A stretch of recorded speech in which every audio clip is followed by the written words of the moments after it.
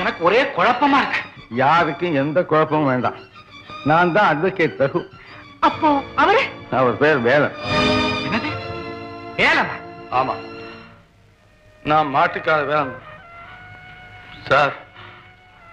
நாகலிங்கம் ஆளை வச்சு என் குடிசை கொளுத்திட்டாரு. அவர் மேல கேஸ் போடுறதுக்காக உங்களை பார்க்க வந்தேன்.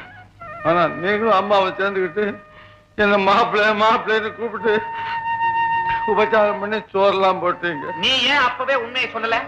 நான் சொல்லணும்னு தான் நினைச்சேன். நீங்க தான் என்ன பேசவே விடலீங்களே. ரகு வந்த பிறகு நீ ஏன் இங்க இருந்த? சார், அந்த கேள்விக்கு நான் பதில் சொன்னேன்.